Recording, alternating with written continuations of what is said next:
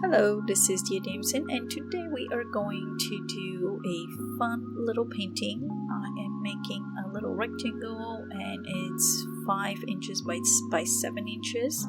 It's a perfect card if I want to use it for that, and also fits really nicely on my little pad. And the first thing I'm going to do is really fast sketch those koi fish. And I start with an oval, and then I'm going to give a little bit more of a shape. The tail is a triangle, and then I'm going to shape it into those two, almost like an eye shape, but not complete. And this fish will have to move a little bit in a different direction. We don't want to make them absolutely the same. And after that, I'm going to add a few ovals, which will represent our water lilies or water lily pads. And a few little elements on the bottom of the pond, which we don't really have to go into details.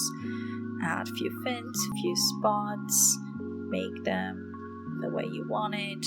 Just whatever comes to your mind, whatever feels good to you. A few fins here and there. No fins again, they're kind of like a half an eye shape or a quarter or something like that, not complete. Let's add the eyes of the fish. We'll make the head a little bit pointier. Little tiny ovals for the eyes. Now I'll erase most of it and then we're ready to paint.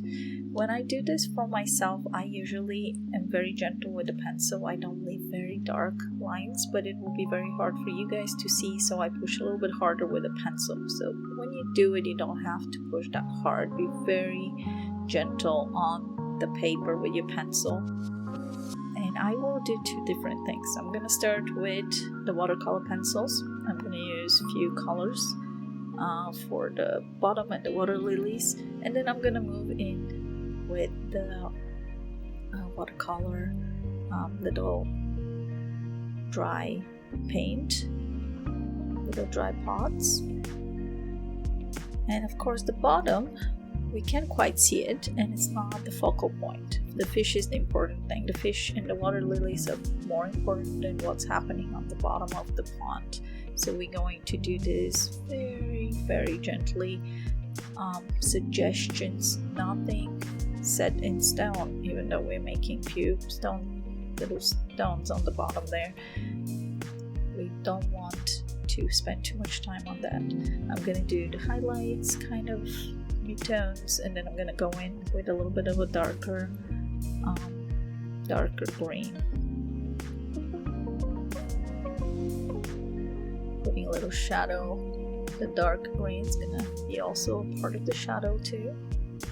Again, a few little curves, spots, lines representing something happening on the bottom of that pond.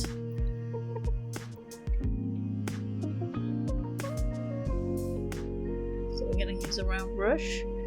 I'm going to get it wet, not really soaking wet, but wet enough for me to activate all this pencil. And I'm just going to gently spread it around and make sure I don't go into areas that I don't want that color to be.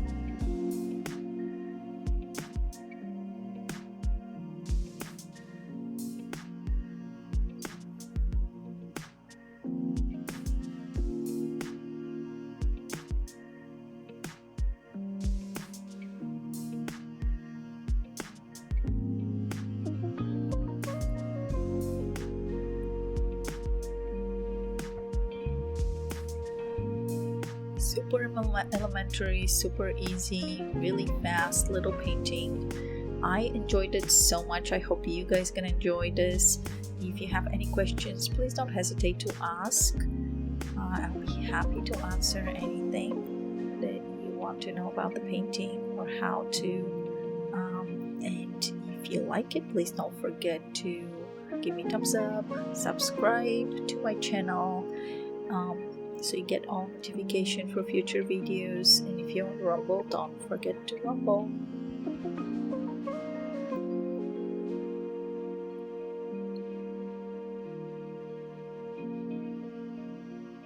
I'm activating my paint a little bit. I'm probably not going to use the whole palette, but it's ready if I need it. So I'm going to go with a super transparent blue.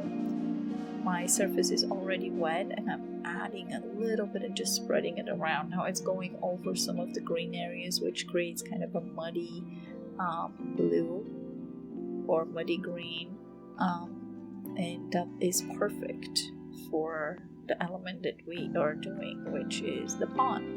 The pond water is not clear, not 100% clear. So we're gonna add a little more green here. I'm not adding it with one brush strokes. I am just putting a few little spots and dots on the lilies. Adding a little bit more kind of a muddy blue. Has a little bit of black in it.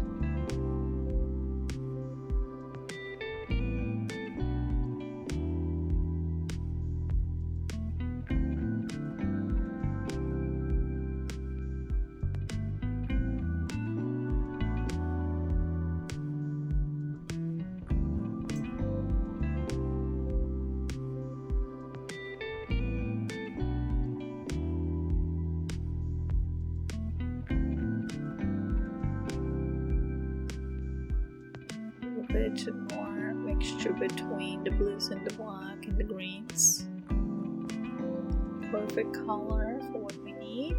And a little shadows. The water is starting to look great. And add a little bit of super transparent gray on the fish. So we're adding a little shadow on the fish too. Let's go for the spots, which right away will create the illusion of what exactly we're doing here.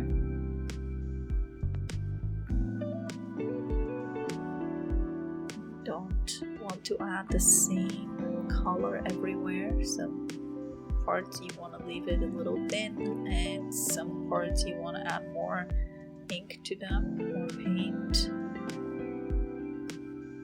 Just drop it just like this.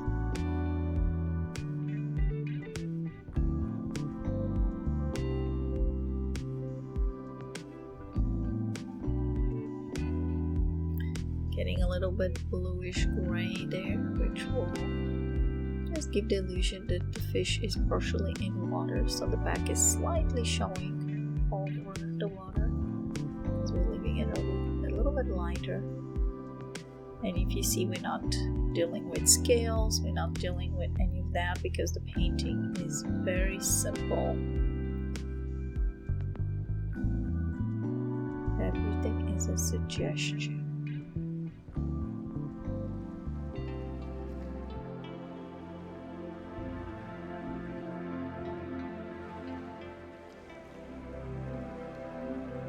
So adding, and then I am slightly lifting away.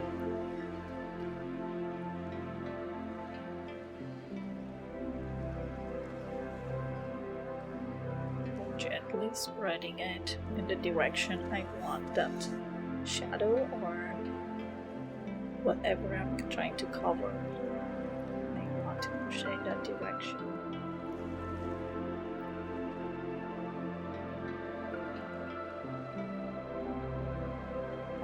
Going even a little darker blue, just adding a few lines, not overthinking it, just going in. If something does not stick, I don't like it, I can remove it very easily. Just with a clean wet brush, I'm gonna lift it. Let's add eyes. Give a little shape to that head. And I'm using the blue to do that.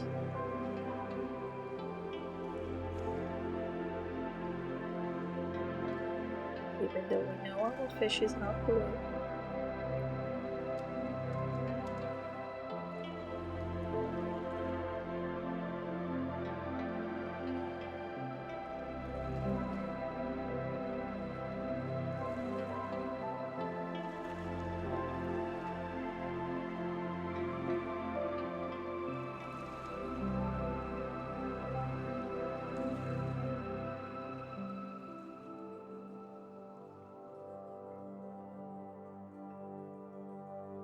then I'm softening those edges. Whatever lines I added, I softened. Maybe not all of them, but most of them.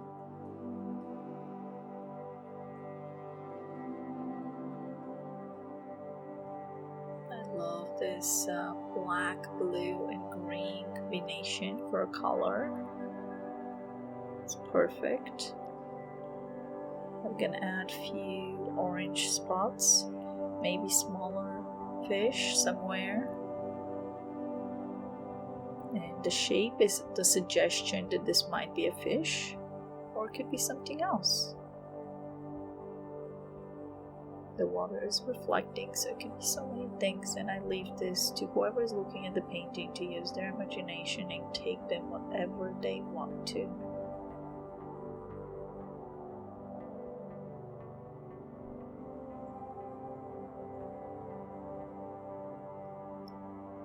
So by adding a little more shadow around our main elements, we're pushing them forward, we're making them more visible. So the eye is drawn to that area right away. Going with a clean brush over and kind of lifting, but moving it over areas where it doesn't have that color, so creating a kind of a water movement, a reflection.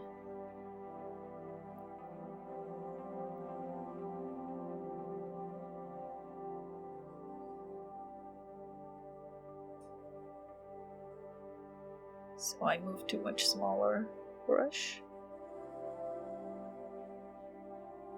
As long as the tip of the brush stays together, then you're good.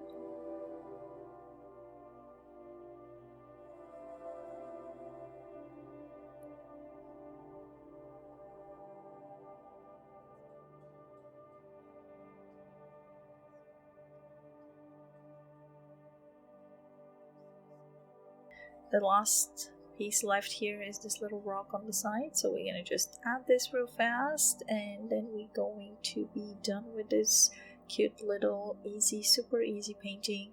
Let me know if you want me to put the sketch for this painting on my Facebook.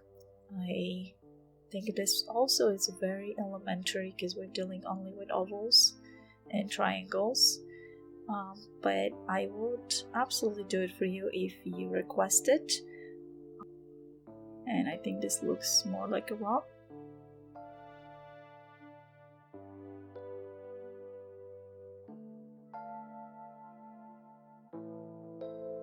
This is where we clean the painting. We don't even have to go there, but we can if we want to.